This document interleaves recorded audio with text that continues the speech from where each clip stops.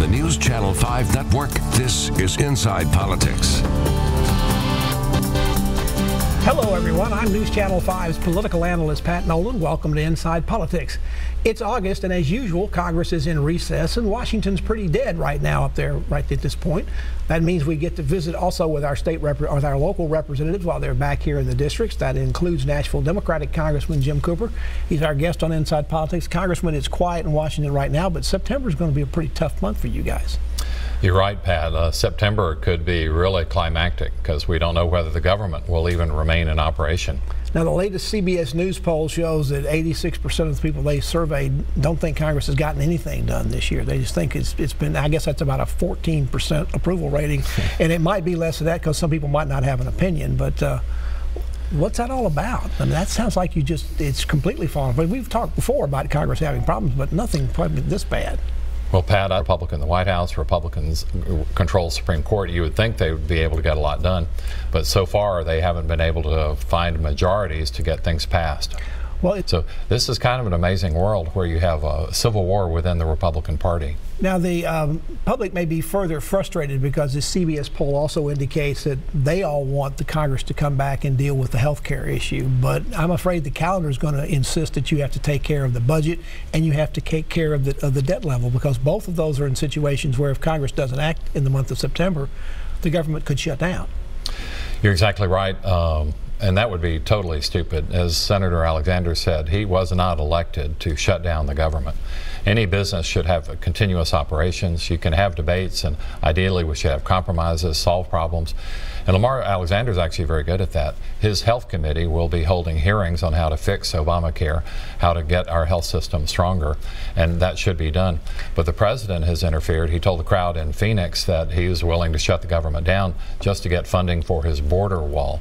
And most people don't seem to be for that. The president's fighting for it, but he seems to be alone without the Republican Party. You mentioned Senator Alexander. He is trying to get a bipartisan effort going on in the Senate to keep these tax subsidies going on for people that are on Obamacare, because otherwise these markets just may collapse. Is there a similar effort underway in the House? There is. Senator Alexander, though, has the moral authority to lead this. He's come up with several bipartisan compromises in the past. He's a very fair-minded man. And it's really your insurance stabilization, and we just got good news in the last couple of days. Now every county in America will have a marketplace option so that people can get health insurance.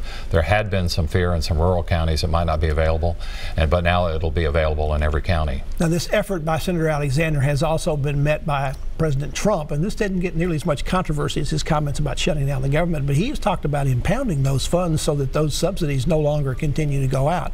Now, what can the Congress do about that? I mean, if the president impounds funds, what can you do?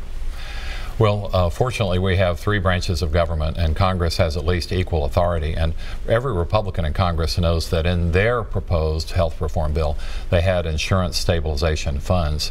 So whether it's in Obamacare or whether it's in the Republican plan, that money is available, and it should be available so that regular Americans have the opportunity to get affordable health insurance. That's what the funds are there for. The leadership in the Congress continues to say they're going to pass a budget, but it's probably going to be a continuation budget, probably a clean bill at this point. They don't appear like they're going to have Republican majorities, certainly in the Senate, maybe not in the House as well. What's the price for the Democrats to come over and support a bill like that? Well, let's distinguish budget from appropriations. I think there will not be a budget passed. It's shameful that the Senate doesn't want to vote on one. Just to continue an appropriations bill. Yeah, it'll all be appropriations, just funding the government on a piecemeal basis. Which is what Congress has done for years, unfortunately. But it's not a good way to run the government. We should have annual budgeting, and we should pass it on time. Remember, I had the bill, no budget, no pay. Congress wouldn't even get paid unless we did our work on time. That got passed into law 3 years ago, but it was only in effect for 1 year. That year it worked. And we're trying to get it passed again, so we'll keep on working. My proposal was for it to be permanent. The Republicans who adopted my idea wanted it 1 year only so they could beat up on Obama. They didn't want it to be in place so they could actually have the government work properly, regardless of who's president. And I think it's an idea that should be put forward and passed for every president. Let me ask this question. Let's just say that Congress passes an appropriations bill that does not include any funds for the Mexican wall that the president says he wants to have, or he may consider shutting down the government. What if he vetoes that budget? Then does that then shut the government down? And what does Congress do? Are you going to pass the appropriations bill by veto-proof majorities like you did with the things being done to put in penalties against Russia and Iran and North Korea?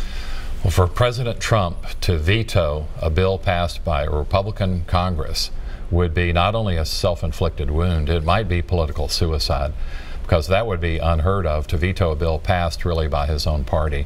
Surely the president would pull back from the brink on that and not have such a self-inflicted wound. That would lead toward chaos in government and pretty much open fighting between the White House and Congress. It's already nearly there with his tweets against Mitch McConnell, Bob Corker, and others. But we need to calm these disputes. We need to start solving problems for America. Congressman Jim Cooper is our guest on Inside Politics. Back to continue our conversation with him after you watch these messages.